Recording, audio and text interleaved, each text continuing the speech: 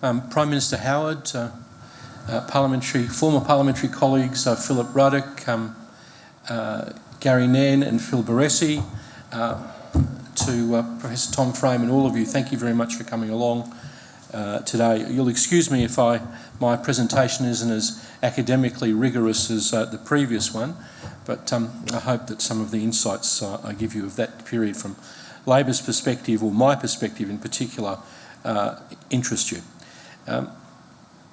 At the end of 2004, I really knew we had a problem. Something was wrong with our leader.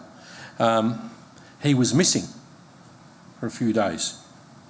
And I was called by a witty friend in Sydney.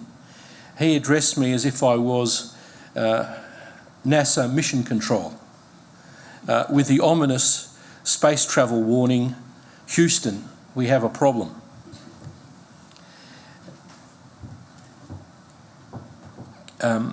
The appearance of Mark Latham, almost looking like Colonel Kurtz in Apocalypse Now on those lawns with the shaved buzz cut, was very alarming to Labor people. But as we know with politics, we soon all recovered very quickly. And particularly for the large class of 98,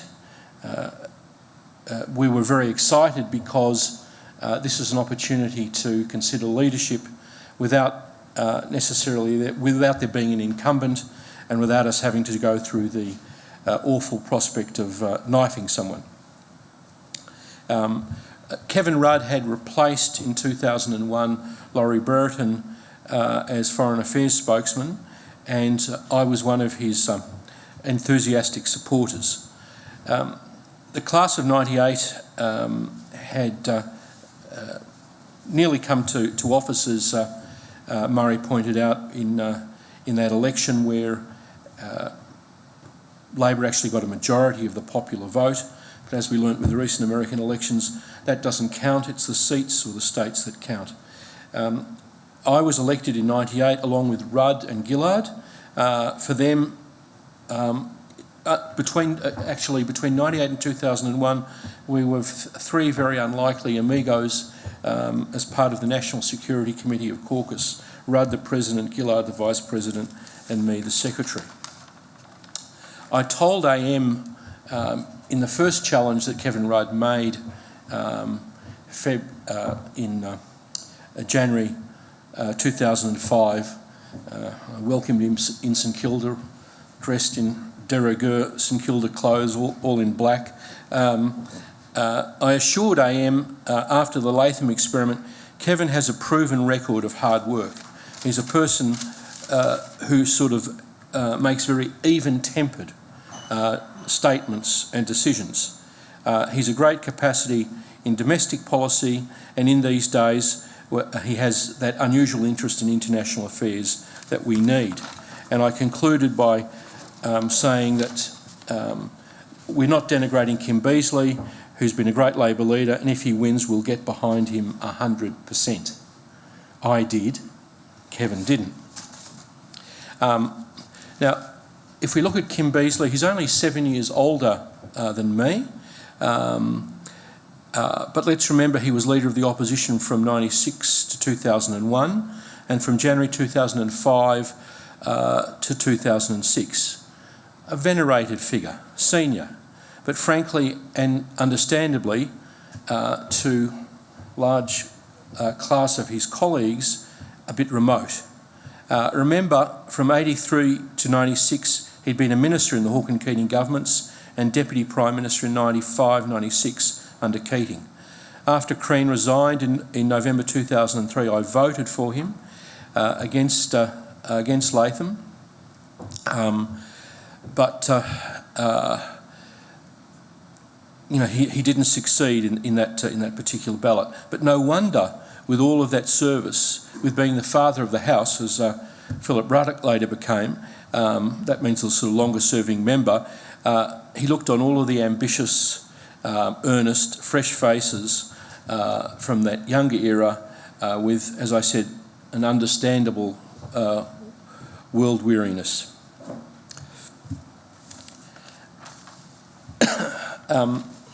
Beazley had, as I said, 2 losses, but like Prime Minister Howard, he looked to the future.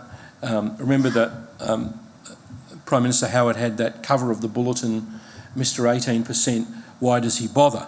And of course, 4 victories subsequent to that proved the lie to that wisdom.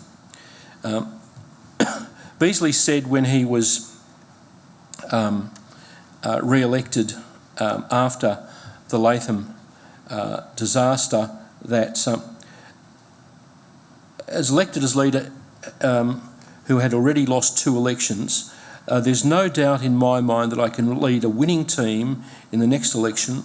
The road to the Prime Ministership of this nation is long and hard. It's not easy. It's not an easy one, and there are many twists and turns on that road. I'm in my 25th year as a member of the Federal Parliament, and I know that public opinion is volatile and can change. Now, after the parliamentary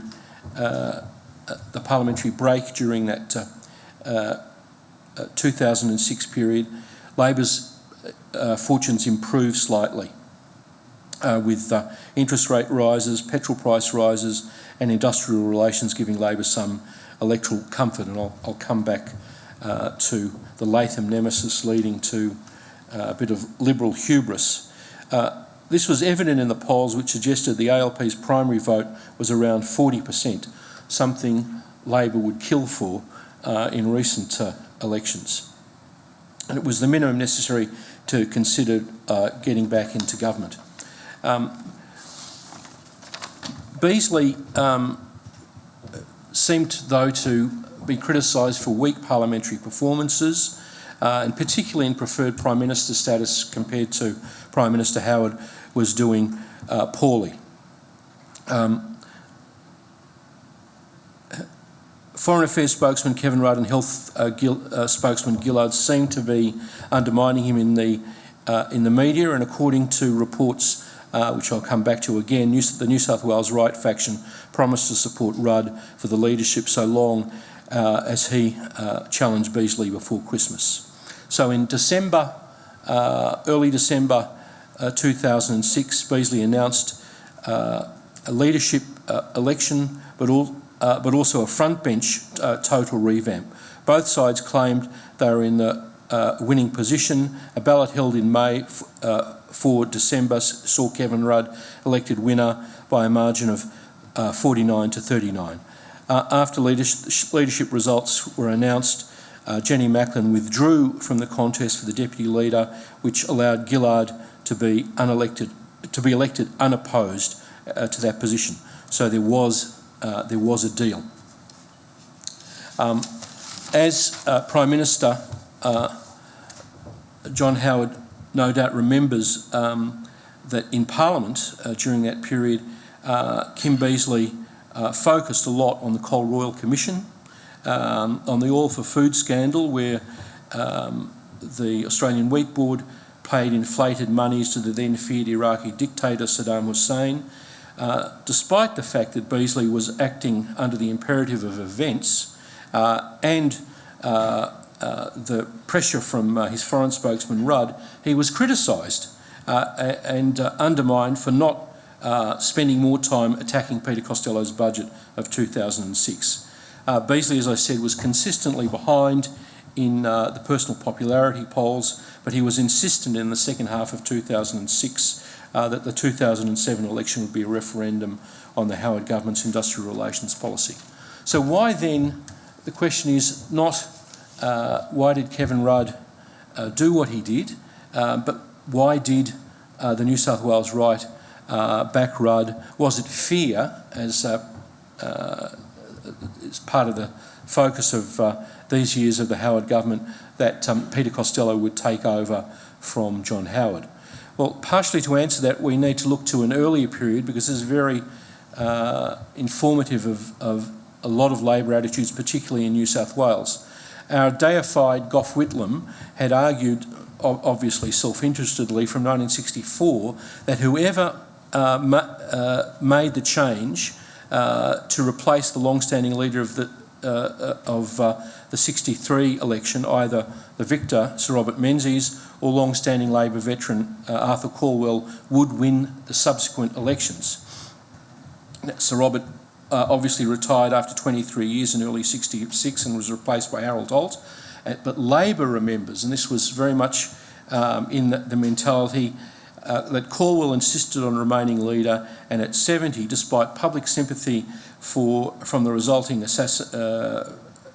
from the assassination attempt against him during the election campaign, lost the 1966 elections with the biggest thumping ever.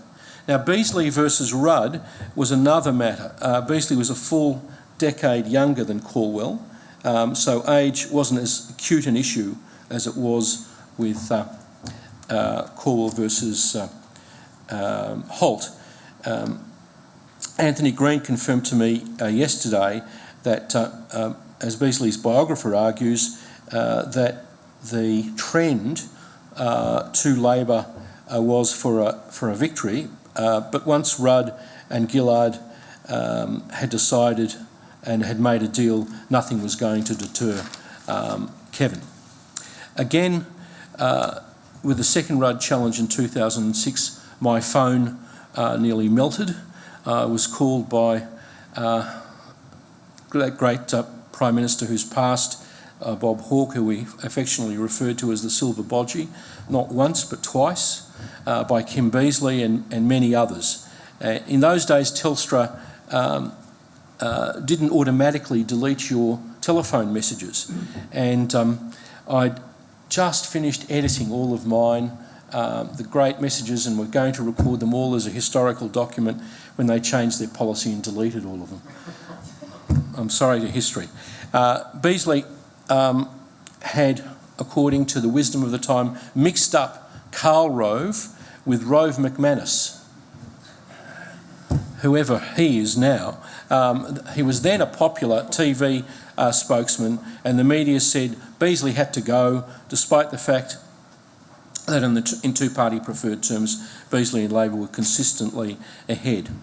So again, just to repeat, when I spoke to Anthony Green, who I regard as the Malcolm McKerris of our days, he confirmed that apart from a slight wavering in November, Labor had been consistently on the trend line ahead.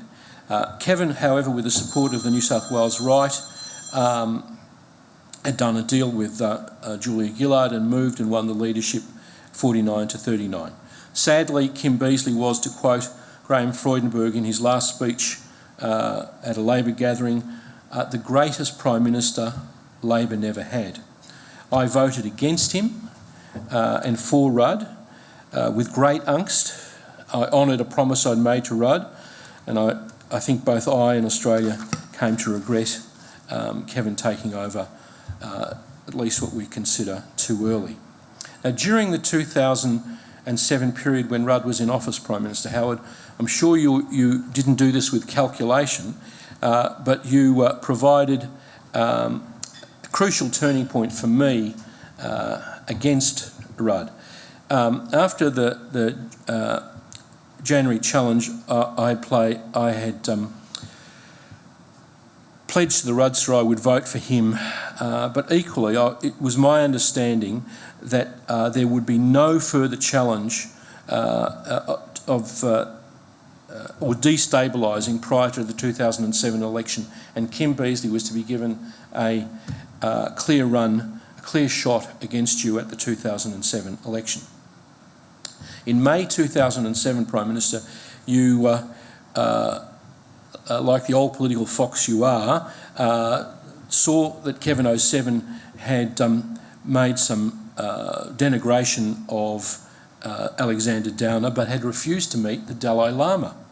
Now, I'm not a Buddhist, but because of my minority background, I always have a great deal of consideration for religious minorities, particularly the Tibetans.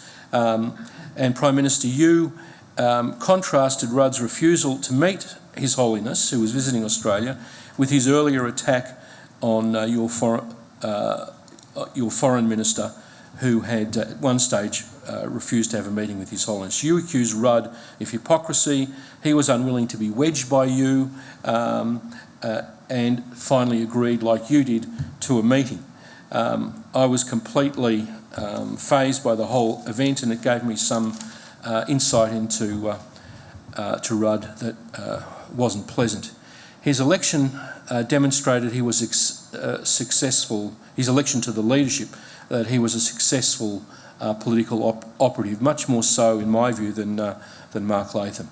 He promised memorably that he was a fiscal conservative, addressing the point that Murray raised in his presentation about economic management being the key to support by the Australian people. He appealed to what I regard as a minority, but still an important minority of Australians who are Christians and who are in other faith communities. Indeed, some of us will remember that he did a weekly press conference outside church, which I thought was a bit sort of gauche, on a Sunday morning when he was Prime Minister. Anyhow,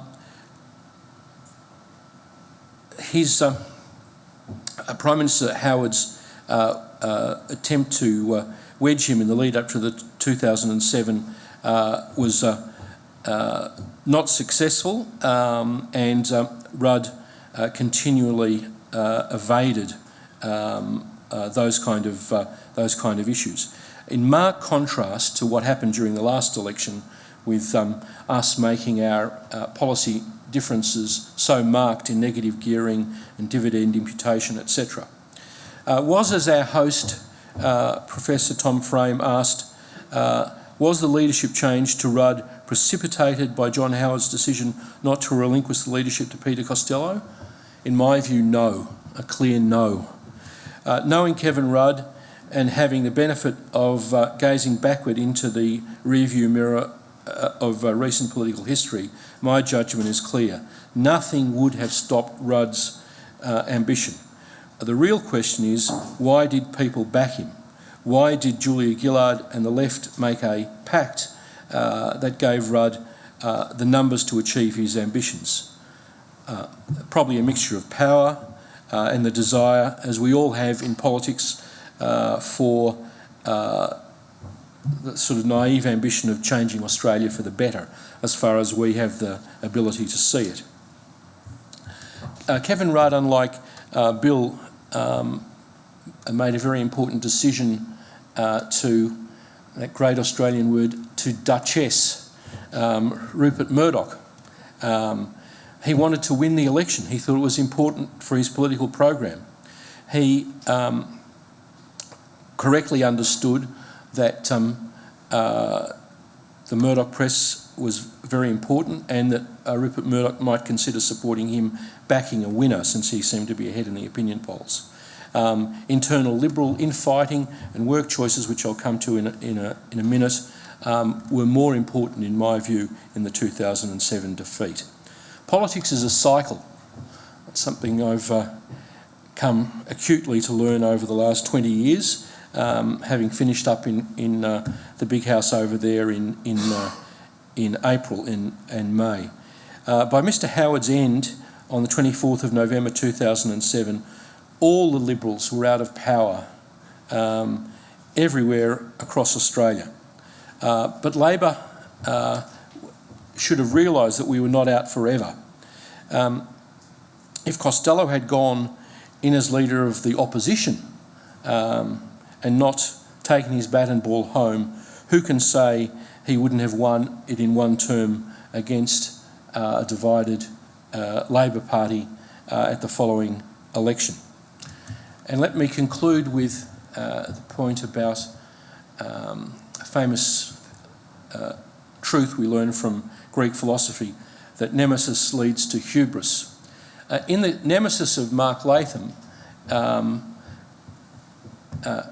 as Professor Goop pointed out, the unlikely happened.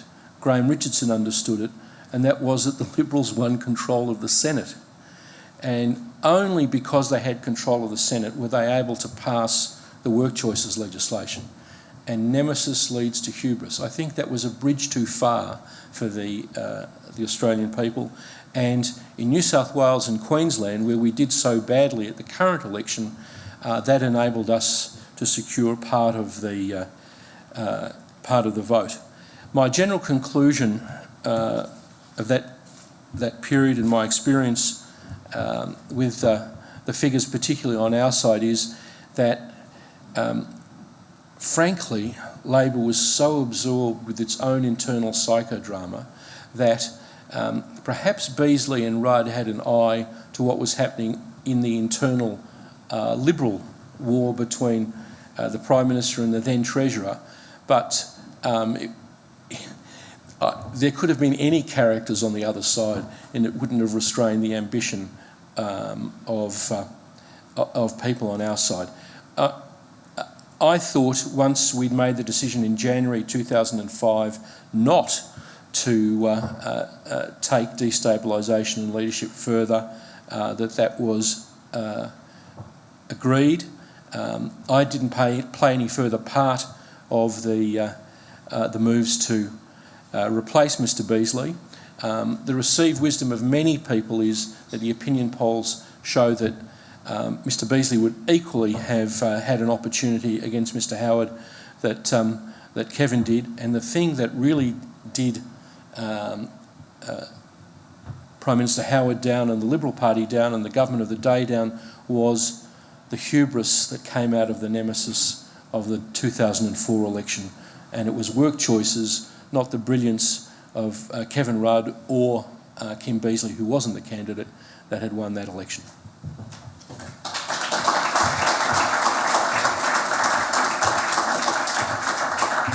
So, Michael, just a couple of clarifications. In the Parliamentary Party, was there a view that Mark Latham was more responsible than most leaders for the defeat in October of 4? There certainly was, but we actually didn't even get a chance to resolve that because he left of his own volition, to our great surprise. I mean, you can imagine if you're a member of a political party, imagine if John Howard had gone missing for 10 days. He'd gone up to the Central Coast and was taking some time off, but... would he have survived? It would have been bloody. I actually am so the only... yes, but. Yes, but. I'm actually the only person to have ever beaten him in a ballot. He ran a candidate against me for the august position of Deputy Whip, and I beat him by one vote. He was very much that character you see in that picture, as he was with Mr Howard. He was very menacing, and people were very divided about him. But after that election, particularly the unilateral decision to withdraw Australian troops from Iraq before Christmas of 2005, I think it was, really divided people on our side. It was done without consultation with the caucus. He and his very strong supporter, Laurie Brereton, who was then foreign spokesman, cooked it up together. And in my view, it came out of anti-Americanism. There were many legitimate reasons to criticise the war in Iraq. Many people think that I think Mr Beazley thought we'd attacked the wrong country, which should have been Iran rather than Iraq. But Latham's impulsiveness, Latham's impulsiveness really was the thing that alarmed people. So when Kim Beazley came back, was there a sense in the Parliamentary Party that this might look like John Howard coming back at the beginning of 95? After all, he'd done that, why couldn't Kim? I think that was very much the case, but as time wore on, the undermining and the ambitions of the younger brigade got to him. I think that the opinion polls showed that he wasn't as personally popular as Mr Howard, but the conventional wisdom in politics is the two-party preferred vote is all that counts, and we were ahead. So I didn't see why we should have changed, even though I was pledged to vote for Rudd if he made another challenge. And you're telling us that it would not have mattered whether or not Peter Costello had become the Prime Minister in July of 2006 it would not have altered Labor's view as to who was going to contest the next election as the leader? It partially informed us, as I said, that was the reason that the New South Wales right, based on the Caldwell precedent, decided to, they wanted the spoils of office. I'm not saying they were after high moral ends or ethical ends, maybe the rest of us were, but they were going to make that decision. They're pretty ruthless, and although Beazley had been favoured by them for a long period of time, they decided to throw their hat in with Kevin and Julia. And the truth is, it wouldn't have mattered who stood as Labor leader in 7, they were going to win. Was there an extent to which you thought Kevin would just win by more than Kim if we were allowed to stay? I'm sorry to... as Prime Minister Howard will know, he once sent me to Hungary for the 50th anniversary of the Hungarian Revolution. I'm not a Marxist, but I believe the underlying economic substructure of the 2007 period meant that Labor would win whoever the leader was because of work choices. That was sufficient to drag those sufficient number of people in New South Wales and Queensland who are socially conservative, who don't like us, who are perhaps Pauline Hanson voters, you might describe them as, back to us. And that was the key factor that won the election. Thank you. Your questions, please. There's a man there. Just wait for it. So remember, just wait for the microphone, your name, and then the question. Thank you. You say that Kim Beazley would have won in 2007. Do you think he could have won in 2004? I'm becoming a real Cassandra if I... look, I think that campaign in 2004 was shocking. I was in it, and the scenes in Tasmania we had repeated to us. I was campaigning in some of the schools. That's why I asked Murray Goot that question, and Latham didn't go down well there. I think that it was a surprise to everyone that Latham won the election by 1 vote. And remember, Robert McClellan confessed it was because some rugby coach had, at the last minute, arm twisted him into doing it. It caused a terrible breakup on the Labor side. The late Con Shaka, who was a very dear friend of mine, was so angry with his housemate who promised him to support Beazley that he threw his rent money on the floor in the caucus meeting at him. A lot of people thought it was a wrong decision, and they turned out to be right. But of course, we were, as Murray Goot pointed out, oh, he's so popular. That was the initial sugar rush that we got, and then the wiser judgment turned out to be right 12 months later. There's someone at the back. Greg Malouche. Greg Malouche. You've given us accounts of both Latham and Rudd, which imply they had very basic character deficiencies, and yet they both got elected leaders of the Labor Party. So I'm just curious, at what point did their deficiencies actually show up? Was there no understanding of this before they were elected, or was it after it that you seem to imply it was manifested afterwards? And going back to character, obviously Kim Beazley was a man of character. How could Labor replace a man of character with someone like Rudd? In Kevin Rudd's defence, in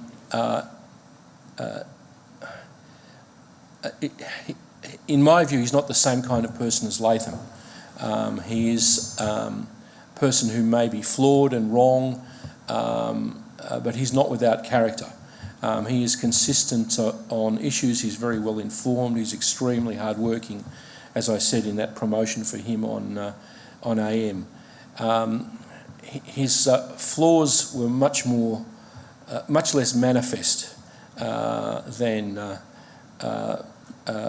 what I would regard the flaws of Mark Latham. With Mark Latham, various leaders of the Labor Party had said that he shouldn't be elected under any circumstances beforehand, so people knew that. The only person who said the same thing with Kevin Rudd was my late boss, Barry Cohen, who had a bad experience with Kevin when he was head of the Queensland Public Service and wrote a prophetic article in 1991, I think, long before Rudd came to office, saying that he should never be elected to any higher office. But I, for instance, strongly supported Kevin Rudd almost up until he was elected. And it's only after then that I regard some of his character and policy flaws as having clearly emerged. So it's only with office that some people are in a different position than they are beforehand. He certainly did a lot to cultivate people and to make a good impression and all kinds of Australians beforehand. You're not to know, you just make your best endeavours with these kind of things. You can't be right all the time. And Gary Ned. Michael, what about the relationship between Latham and the union movement? It's my assessment, certainly in Eden Monaro, except for, say, the teachers' union, which was really happy with the policy around schools. The union movement ran pretty much dead in the 2004 election, as compared ultimately to in 2007. So there seemed to be no real connection between the Labor leader and the union movement, which was probably unheard of. Yes, Mark Latham was a strange cat from that point of view as well. Usually people who are members of the Labor Party have good friends who are trade unionists, and look, they're crazy sometimes. You agree with them sometimes, you don't agree with them at other times, but they run big organisations. Many of them are concerned with their members, and while you might disagree with them or I might disagree with them, many of them are very good people, and not to have that connection is very strange. And Prime Minister Howard, as I said, was an absolute political fox to zero in on them in Tasmania. That scene was like apocalyptic with the timber workers in Launceston. I still remember that and the sort of shivers that ran down everyone's spine. But it does make the wider point, and this is probably culturally unpopular to say, but trade unionists are sometimes good. I would prefer the trade unionists of the old British Labor Party to the lunatics who are running it at the moment. Give me them. Give me Nye Bevan. Give me those people any day to, the Trots and the Corbynistas and the people who are going to lead British Labor off a cliff at this current election. So it was very strange that the CFMEU did nothing for Latham in your election, but I think that's because in Eden Monaro they had a lot of workers who were very alienated and they couldn't have got them to support the Labor candidate anyhow, so they were wise to run dead. So on things like Indigenous affairs, the environment, in terms of running opposition in the Parliament, did you think to some degree it was let work choices run its course to your favour? But what about those other issues where Kevin promised to do certain things, to say sorry, those kinds of things? Did that influence the way in which the Labor Party conducted itself in opposition? Well, I think those are the kinds of sort of socially liberal things that you helped consolidate that part of the Labor Party vote. He didn't want to be outflanked by the Greens on that front as well. And I think from a national point of view, I don't think any of us regret now that we did that sorry ceremony for the Indigenous people. And the Labor leader who's going to win has to balance that socially liberal inner city view, but not ignore